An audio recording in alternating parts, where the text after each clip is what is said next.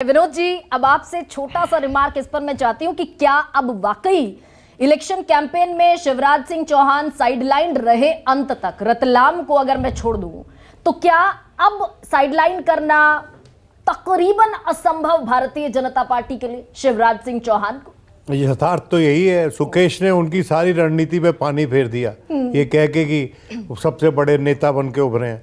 वो तो ये नहीं दिखाना चाहते हैं, वो तो चाहते हैं कि हम ये तो विक्ट्री में ह्यूमिलिटी जो होती है, हम्बलनेस, वो उन्होंने प्रदर्शित की अपने बयान से कि मैं जीता हूँ लेकिन इसका श्रेय सबको जाता है। वो कहने की जरूरत नहीं कि उनको श्रेय जाता है उनके मुंह से, विनोद जी 10 सेकंड के लिए आपको रोक रहा हूं। छत्तीसगढ़ में बीजेपी 47 सीटों पे आगे हो गई।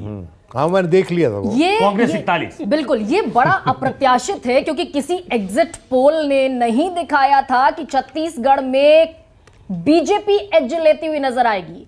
तो इस पर छोटा सा रिमार्क विष्णु त्रिपाठी आपका कि ये छत्तीसगढ़ में कहां चूके भूपेश बघेल? भाई 57 को भी पलटकर वो तो 75 करने की बात कर रहे थे। नहीं, मुझे लगता है भूपेश बघेल चूके नहीं है। भूपेश बघेल ने तो भरसक मेहनत की और किसी भी राष्ट्रीय नेता के मुकाबले, मैं नाम नहीं लूंगा, अपनी पार्टी में किसी भी राष्ट्रीय नेता के मुकाबले छत्तीसगढ़ में उनकी मीटिंग्स बहुत अच्छी हुई।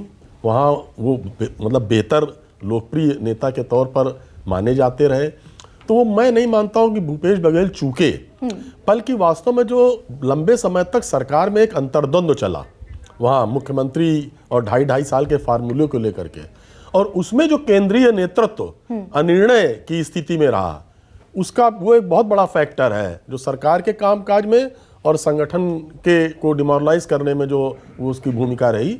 तो हम यहाँ पर भूपेश बघेल की कोई चूक नहीं मानते हैं, ठीक है, बल्कि वो संगठनात्मक स्तर पर और केंद्रीय नेतृत्व की जो भूमिका है उसका भी कुछ योगदान है। तो विष्णु जी, क्या अभी जो रुझान दिख रहे हैं छत्तीसगढ़ को लेकर, इसे हम कन्वर्ट होता हुआ नतीजों में देखेंगे या कोई फेरबदल की संभावना, गुंजाइश छत्तीसगढ़ में दिखती? देखिए, हमेशा वही सफल होता है जो वर्तमान में जीता है।